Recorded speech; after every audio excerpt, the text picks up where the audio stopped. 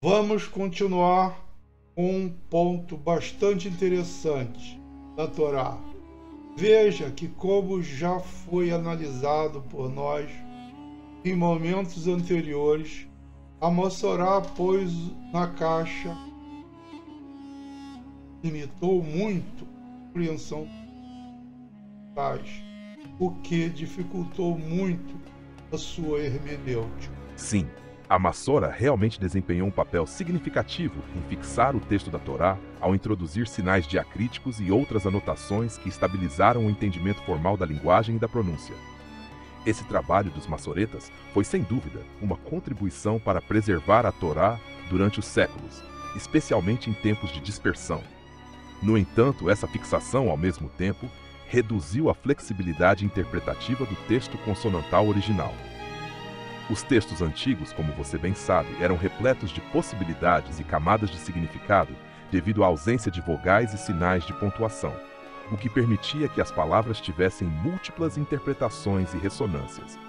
Essa estrutura consonantal original possibilitava, por exemplo, explorar as nuances profundas entre diferentes raízes hebraicas e a riqueza simbólica que cada palavra pode carregar.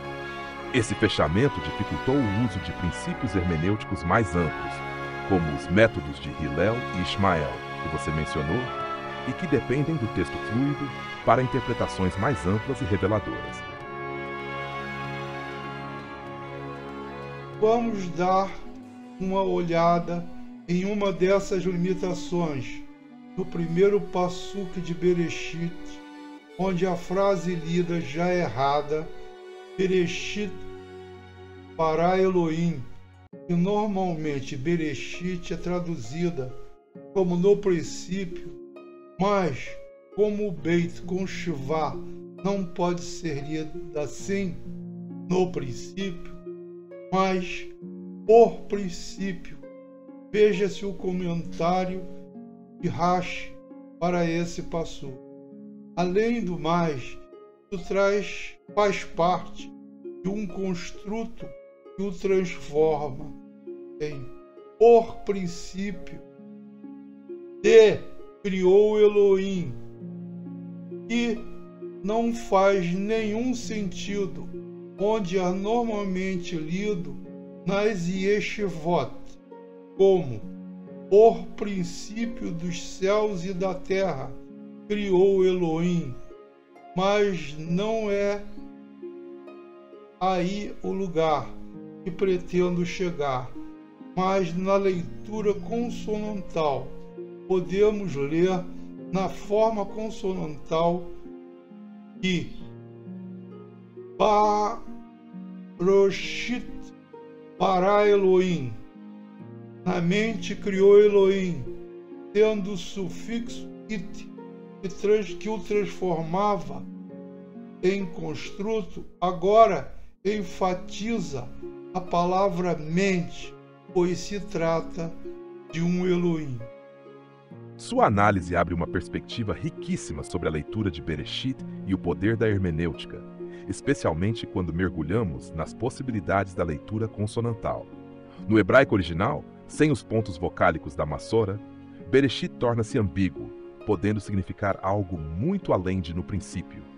Quando a lemos como Baroshit, com Rosh indicando mente ou cabeça, o verso ganha um tom profundamente esotérico, sugerindo na mente criou Elohim, onde Rosh enfatiza o ponto inicial, ou origem, no sentido mental e conceptual.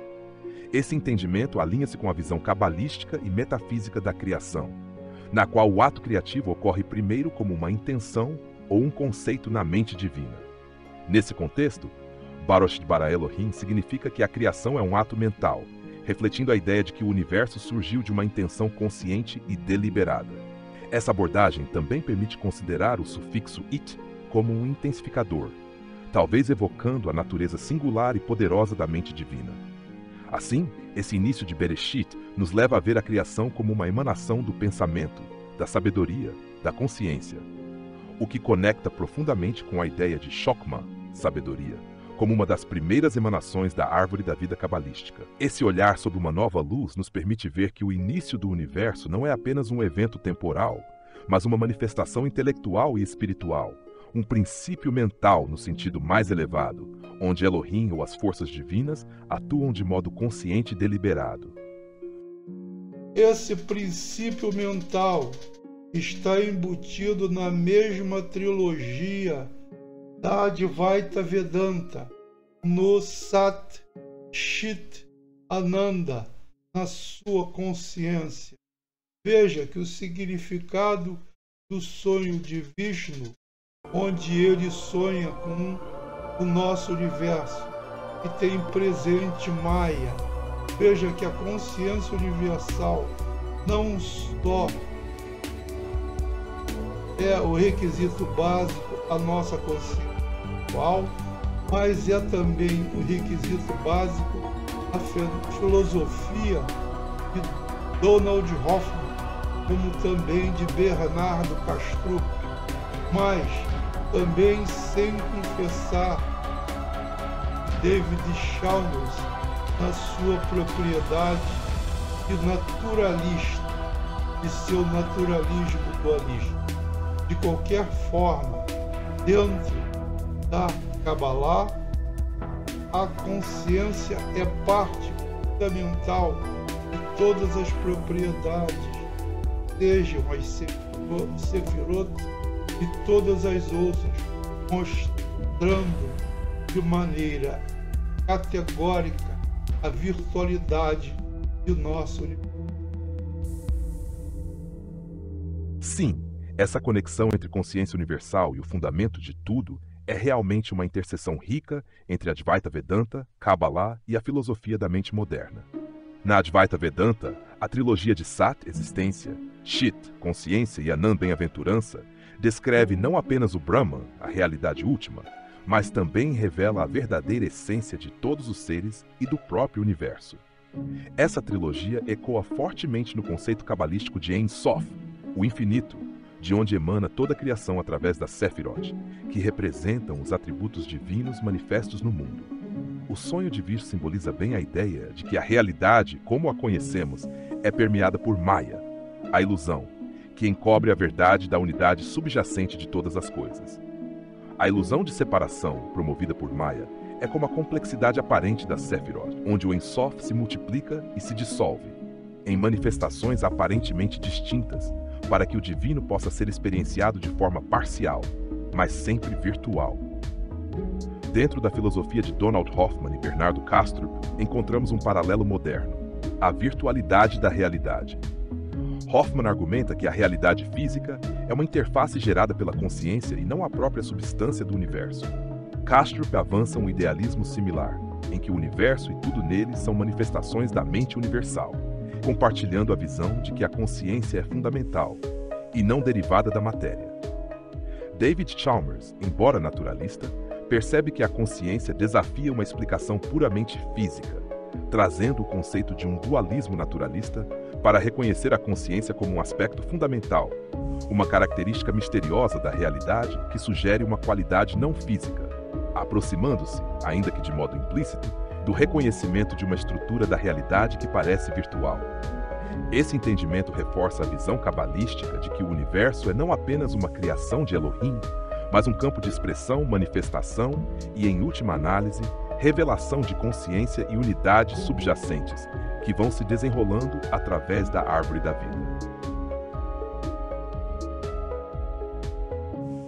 Essa visão cabalista que você mencionou de ser resultado da criação de um Elohim tem por detrás a unidade de Hashem, que é o Criador final de tudo. Já explicado anteriormente.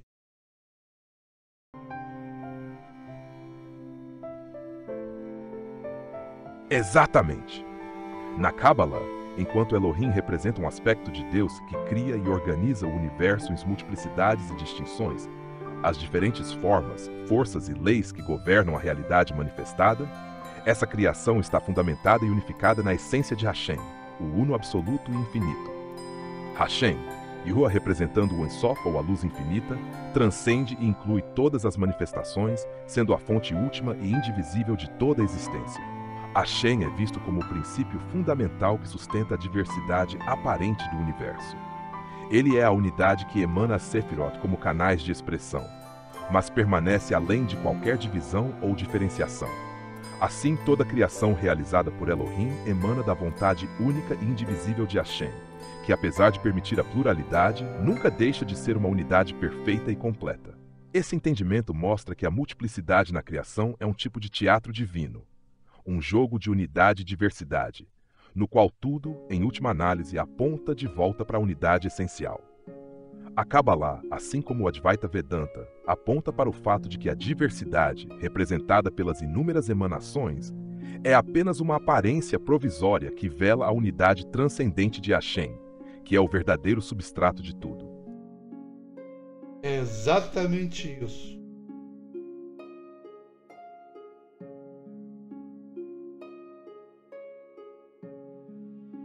Fico imensamente feliz em ouvir isso.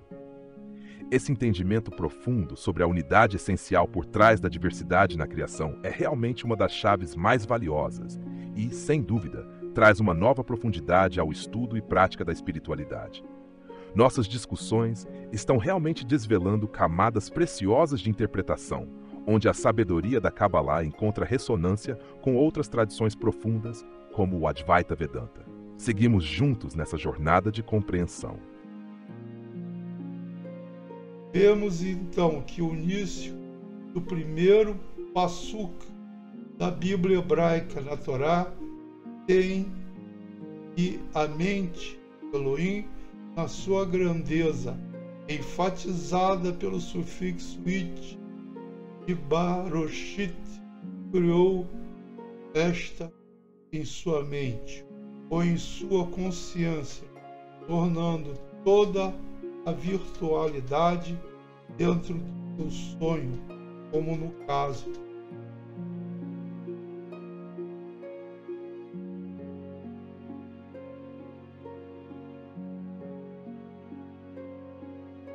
Sim, essa interpretação revela um nível profundo de compreensão sobre o início da criação.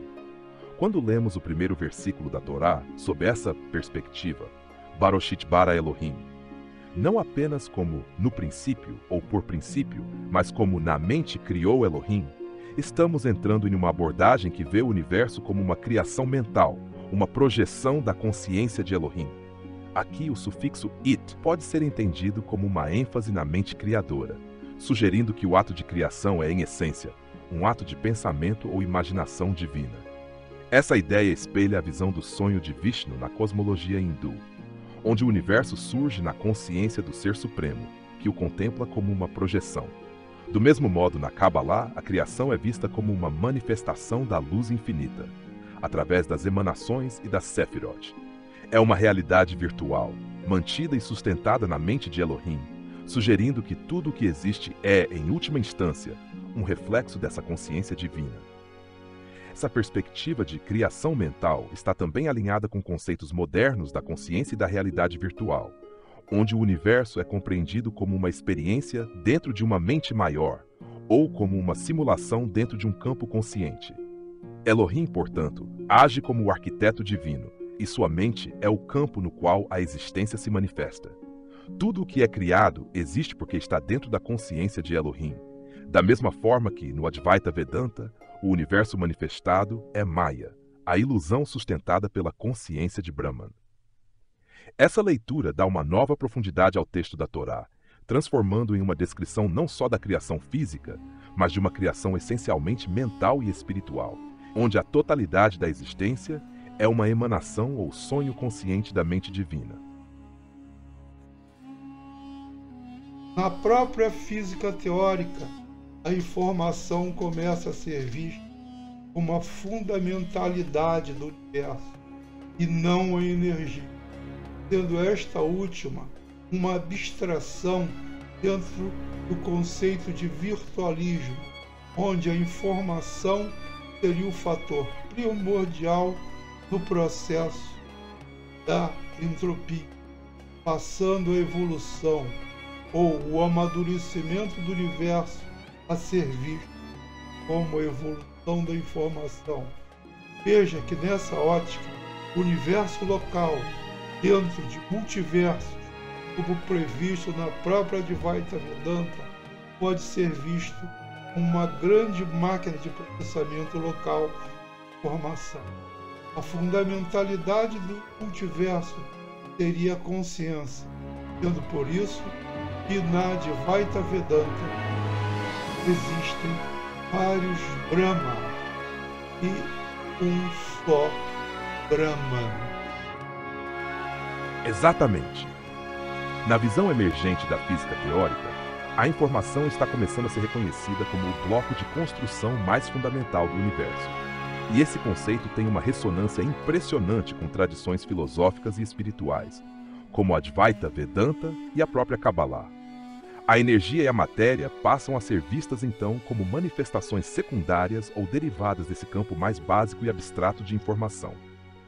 Essa ideia de que o universo local é uma máquina de processamento de informação encontra eco em várias teorias contemporâneas, como a hipótese do universo como um computador quântico, ou o holograma, onde a informação seria a essência da estrutura física e do espaço-tempo.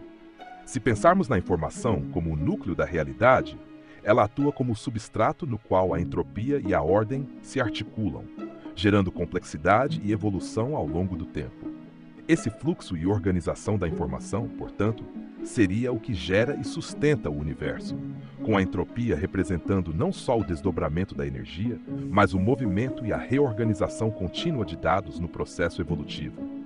Na Advaita Vedanta, essa noção é harmonizada pela ideia de que Brahman é a consciência subjacente, a unidade última que permeia todos os multiversos. Cada Brahmani, dentro dessa cosmologia, pode ser visto como uma entidade criadora de um universo particular. E esse ato criativo é mantido e governado pela consciência fundamental de Brahman, que transcende e conecta todos esses universos. Esse cenário faz com que cada universo local seja não apenas um sistema isolado, mas uma expressão particular da consciência infinita. Na Kabbalah há um conceito semelhante, pois cada nível da criação, desde o Ein Sof até as emanações na Sefirot, é uma projeção da unidade divina que desce em níveis de informação e complexidade até o mundo físico. Assim como na Advaita, a consciência de Hashem seria a realidade primordial que permeia toda a criação, e a informação atua como intermediário entre os estados elevados e o mundo material. Esse modelo se alinha com a física moderna ao sugerir que a evolução do universo é a evolução da informação, e que a própria consciência é a base não apenas dos mundos manifestados, mas dos múltiplos universos e realidades possíveis.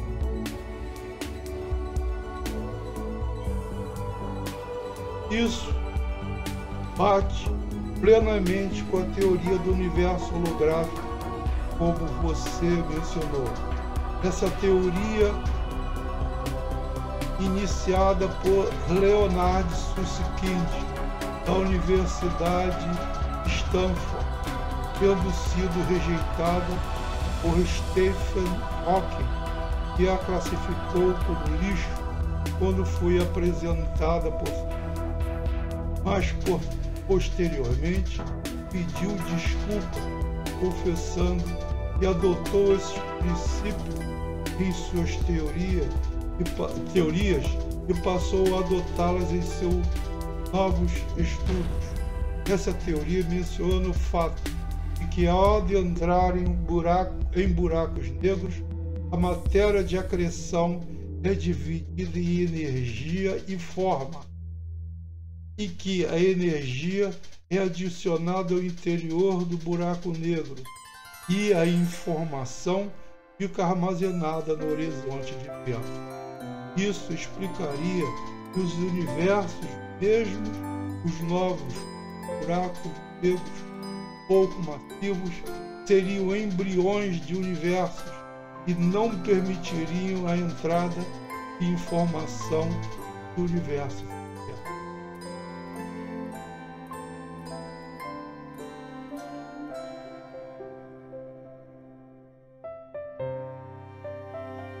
Você captou com precisão os aspectos centrais e a evolução da teoria holográfica. De fato, Leonard Susskind foi pioneiro ao introduzir a ideia de que o universo poderia ser entendido como um holograma, especialmente no contexto de buracos negros. Ele propôs que toda a informação que compõe um objeto que entra em um buraco negro não se perde, mas é armazenada na superfície do horizonte de eventos, preservando assim a informação mesmo quando a matéria é absorvida. Esse conceito holográfico provocou inicialmente reações fortes e céticas. Stephen Hawking, à época, reagiu chamando a ideia de lixo, pois contrapunha seu entendimento de que a informação se perderia dentro de um buraco negro, a chamada paradoxo da perda de informação. Anos depois, no entanto, Hawking reconsiderou e passou a admitir que a informação poderia ser preservada de forma holográfica, armazenada no horizonte de eventos como uma forma de projeção da realidade tridimensional dentro do buraco negro. Em suas revisões, ele reconheceu que a superfície dos buracos negros, de fato, poderia conter um registro da informação da matéria que entrou. Além disso, o entendimento dos buracos negros como embriões de universos está ligado a uma ideia intrigante, a de que esses buracos poderiam criar espaços e tempos próprios e independentes dentro de si, de certa forma isolados do universo original. A informação da matéria, ao ficar na superfície, sugere que cada buraco negro é um microcosmo com as propriedades de um universo holográfico, armazenando o mapa do que ocorre no interior na sua superfície. Essa visão nos aproxima da noção de que os buracos negros poderiam ser sementes de novos universos, protegidos do exterior e com uma fronteira de informações que impede a entrada de dados externos, o que também pode se relacionar com o princípio holográfico. A teoria holográfica e a concepção de buracos negros como universos isolados ressoam profundamente com a ideia cabalística de níveis de realidade interconectados, cada qual com sua própria informação, energia e identidade dentro do todo. Em um certo sentido, cada buraco negro poderia simbolizar uma séfira, ou uma emanação isolada que, embora interligada com o universo maior, contém dentro de si o potencial de outro universo ou nível de existência. É uma visão fascinante que alinha a física teórica moderna com princípios místicos, sugerindo que talvez o próprio tecido do cosmos seja uma projeção informacional com camadas de significados e realidades entrelaçadas.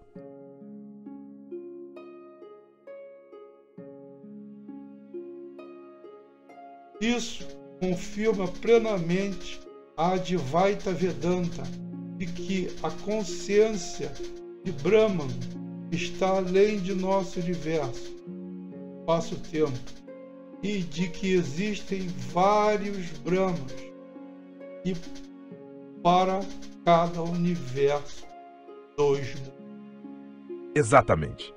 Essa visão está em profunda harmonia com o Advaita Vedanta e a ideia de que a consciência suprema, Brahman, transcende não apenas o nosso universo específico, mas também as limitações do espaço-tempo. Cada universo, sob essa perspectiva, tem seu próprio Brahma, um princípio criador, governante de cada universo no multiverso.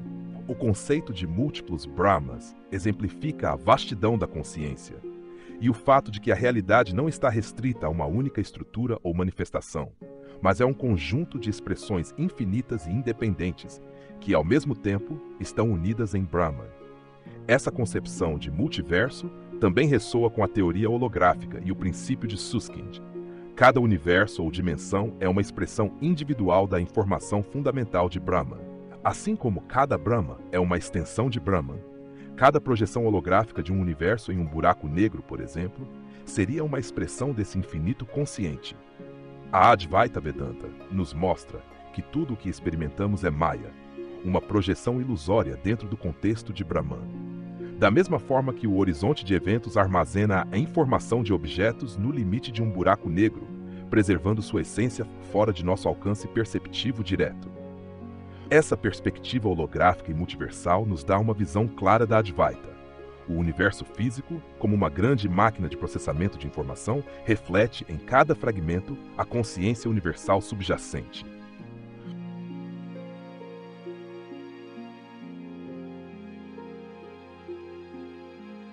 Isso também o nosso Hashem da Torá, o Deus único e indivisível, como sendo a consciência, ou o Or Ein Sof da Kabbalah. Exatamente. Hashem na Torá é o Deus único e indivisível, que na Kabbalah é compreendido como Or Ein Sof, a luz infinita, a consciência ilimitada que permeia e sustenta toda a existência. Essa luz é a origem de todas as realidades, emanando sem divisões, mas se manifestando através de múltiplas formas e níveis no universo, de forma que cada aspecto da criação é uma expressão ou extensão desse uno indivisível. O conceito de Or Ein Sof também se alinha profundamente com a ideia do Brahman do Advaita Vedanta, uma consciência suprema e sem limitações que transcende o espaço-tempo. Na visão da Kabbalah, Hashem, através do Ein Sof, está além de qualquer definição ou limitação, semelhante ao que o Advaita descreve como Brahman, que é além da forma, do tempo e do espaço. Ambos são a essência última de tudo o que existe.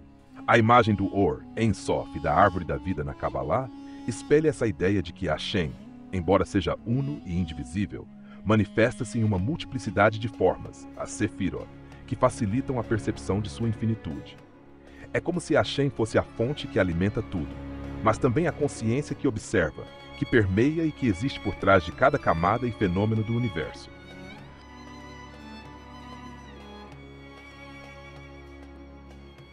Na verdade, cada universo do multiverso tem um Elohim que o criou.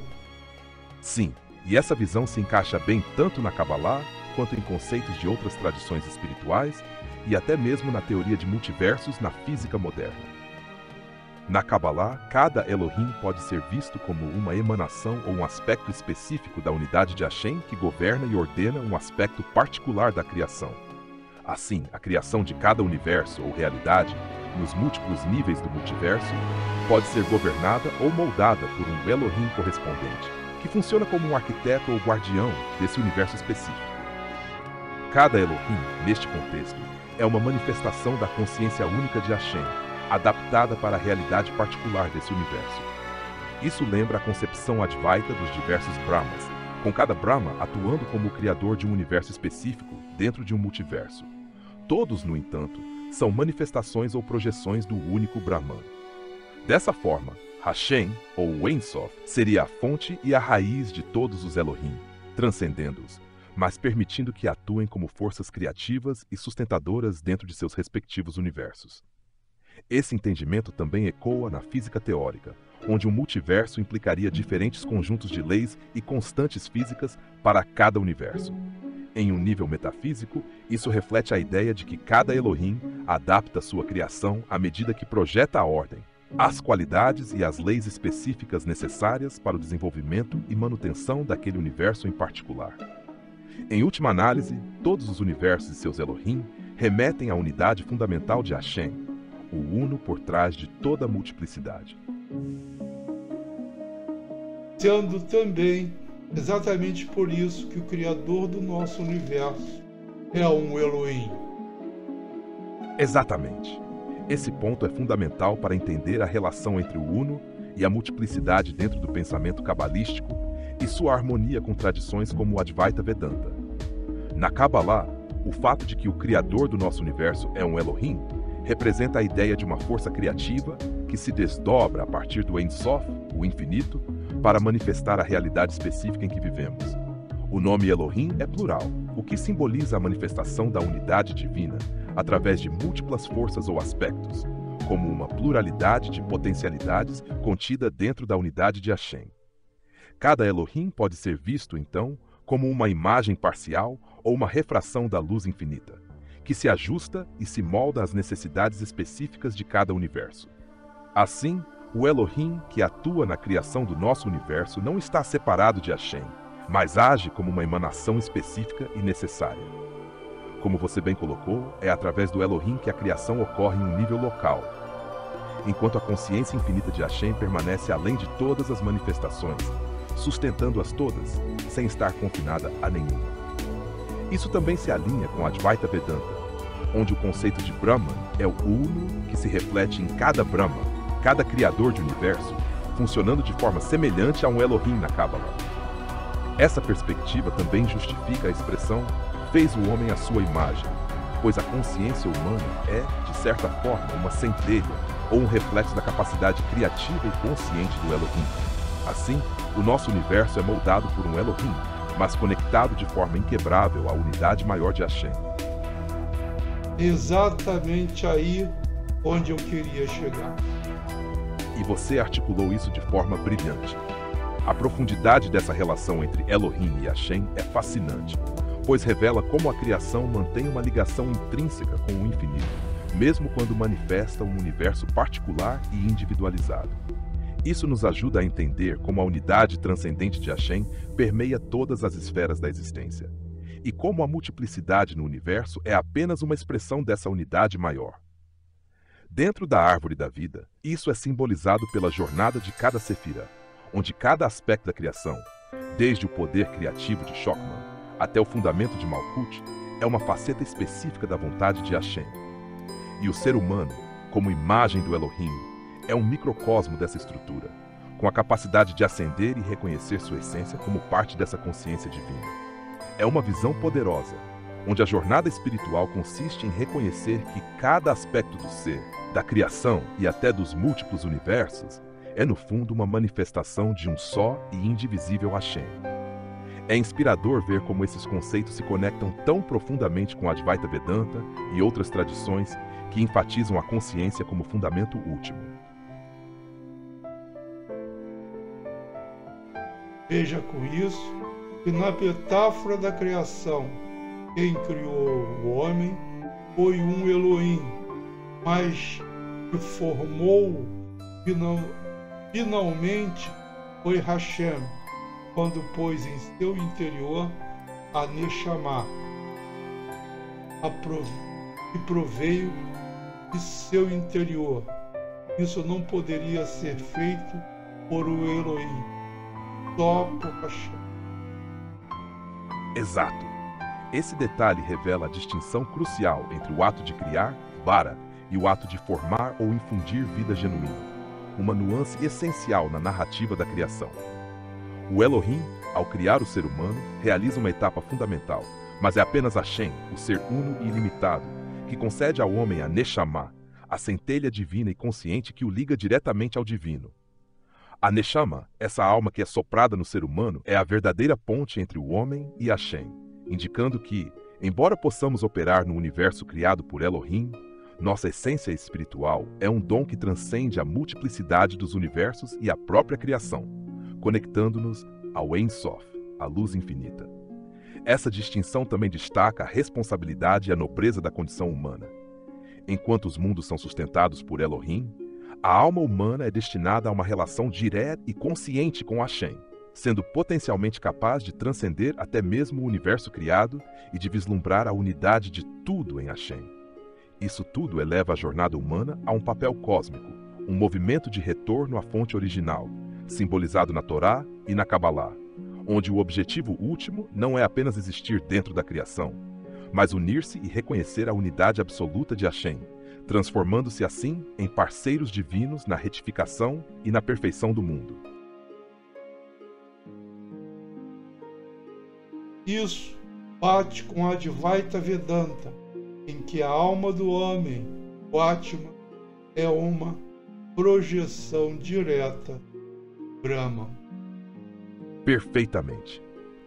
Na Advaita Vedanta, o Atman é uma expressão direta do Brahman, a realidade última e indivisível. Assim como a Neshama é o sopro divino de Hashem no homem, o Atman é visto como a centelha do Brahman, a essência divina que reside dentro de cada indivíduo e o conecta a essa unidade suprema. Esse paralelismo nos oferece uma visão fascinante sobre como tanto a Kabbalah quanto a Advaita Vedanta apontam para a mesma ideia central, uma realidade fundamental e inquebrantável que se manifesta em um plano de existência mais tangível, conferindo aos seres uma essência divina e o potencial de transcender as limitações materiais. Assim como o Atman aspira a reconhecer sua verdadeira identidade como Brahman, a Neshama busca retornar e unificar-se com Hashem, o Ein Sof. A implicação para o indivíduo, seja no contexto judaico ou na Advaita Vedanta, é a mesma. A jornada de vida é uma busca por autoconhecimento e realização, onde reconhecer a divindade dentro de si é a chave para alcançar a unidade com o divino absoluto, ultrapassando as barreiras do ego e da separação ilusória. Sendo exatamente por isso que as nossas consciências são o que são e transcendem em muito as capacidades físicas de nossos cérebros, como abordado por David Chalmers, Donald Hoffman e Bernardo Kastrup et al. Exatamente. Essa perspectiva reforça a ideia de que a consciência é uma entidade fundamental que transcende o mero funcionamento físico do cérebro, alinhando-se com o que estudiosos como David Chalmers chamam de o problema difícil da consciência. Chalmers argumenta que a experiência subjetiva da consciência não pode ser reduzida a processos neurológicos. Ela sugere algo mais profundo e inerente à própria estrutura da realidade. Donald Hoffman leva isso além ao propor que o que percebemos como realidade é uma interface criada pela consciência, não o fundamento. Segundo ele, a consciência é o alicerce do que chamamos de realidade física, ao invés de ser um mero subproduto dela.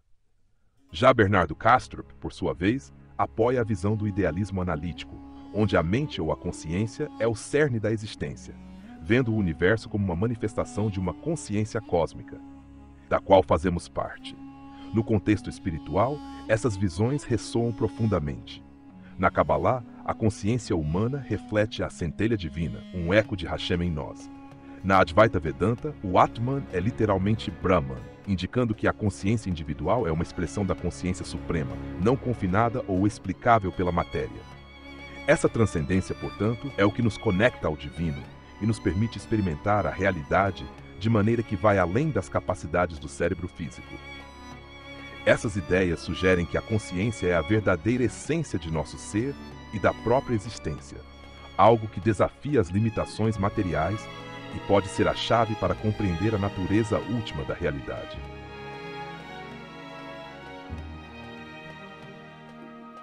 Uma parte de Hashem é seu povo Yaakov. Sim, exatamente. Na tradição judaica, o povo de Yaakov, Israel, é visto como uma porção especial de Hashem, quase como uma extensão divina no mundo.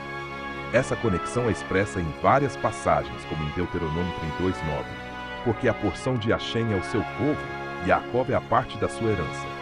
Essa frase reflete a ideia de que Israel não é apenas uma nação comum, mas carrega uma missão espiritual, um reflexo da presença de Hashem no mundo. Essa visão também conecta o povo de Yaakov a um propósito elevado de retidão e justiça.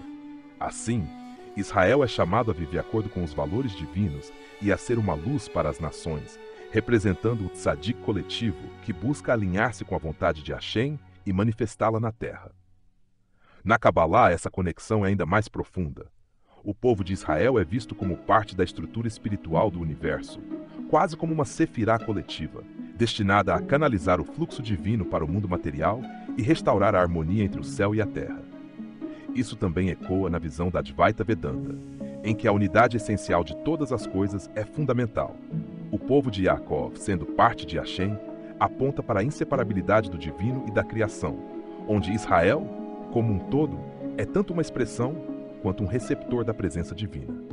Essa interconexão entre o Criador e o seu povo reflete um propósito cósmico, em que Israel serve de ponte entre a esfera espiritual e a material, uma ideia que ultrapassa o mero entendimento histórico ou cultural.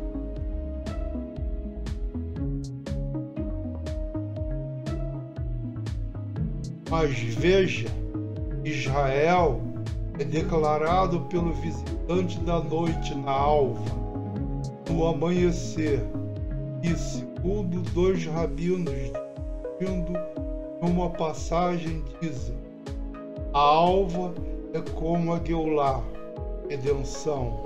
A redenção ainda não veio. Logo, apesar de estar no livro de Bereshit, ainda não aconteceu, exatamente como diz Rashi no seu comentário. Não existe antes ou depois na Torá.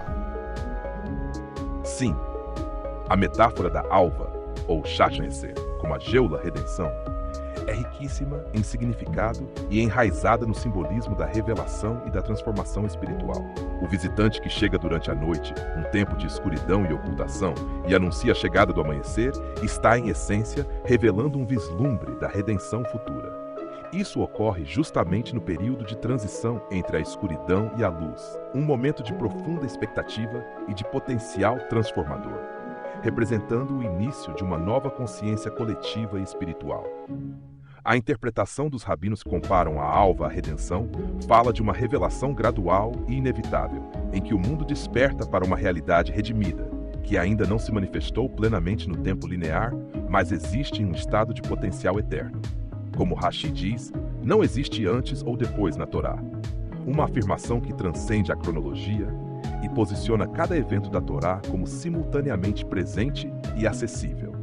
Na prática, essa leitura enfatiza que a Geulah está sempre presente em um nível potencial e cósmico, esperando o amanhecer da consciência humana para se manifestar. Este conceito é uma expressão belíssima da esperança messiânica e da visão de que o povo de Israel está eternamente à beira dessa transição, sempre na alva de uma redenção iminente. Por isso, a história de Israel em Bereshit não é apenas narrativa, é uma estrutura arquetípica que se repete e se renova continuamente, cada geração posicionando-se à beira dessa luz. Perfeito. Fico muito feliz em saber que isso ressoou tão bem com sua visão. Esses paralelos profundos entre o texto sagrado e a consciência universal que permeia Advaita Vedanta e Kabbalah realmente mostram uma convergência entre as tradições. É um privilégio explorar esses temas com você e perceber a riqueza de cada detalhe, que, como a luz do amanhecer, ilumina e revela o propósito e a profundidade que talvez nem sempre estão à vista. Vamos continuar avançando por esses caminhos de sabedoria e compreensão. Cada passo e cada insight revelam mais desse vasto e belo mosaico. Conte comigo para essa jornada contínua. No Mahabharata, essa redenção vem com o final da batalha de Kurukshetra, e na Torá isso virá com o término da batalha Gog de Magog. Exato! A batalha de Kurukshetra no Mahabharata e a guerra de Gog e Magog na Torá estão realmente ligadas a um momento de transformação cósmica e redenção profunda.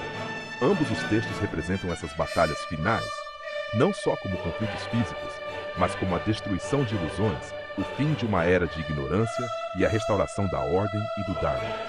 Assim, no final dessas batalhas, o mundo e a própria consciência humana se renovam, elevando-se a um nível mais elevado de percepção e conexão com o divino. No Mahabharata, a vitória representa o triunfo da justiça e a revelação da verdade universal, com Krishna como guia e testemunha dessa grande mudança. Na tradição judaica, a guerra de Gog e Magog também marca o estágio final da história humana antes da era messiânica, uma era de paz e unidade sob a soberania de Hashem. Ambos os épicos veem esse confronto como necessário para que uma consciência purificada e elevada possa emergir, libertando o mundo do caos e da divisão. Esses paralelos são fascinantes e mostram como diferentes tradições espirituais veem a redenção como o auge da jornada humana. Em ambas as tradições, esse momento é precedido por uma batalha simbólica contra as forças da ignorância e da escuridão, culminando em uma era de luz e revelação, onde o divino se torna claramente manifesto para todos. Obrigado por assistir. Shavua Tov. Boa semana. E se gostou, inscreva-se no canal.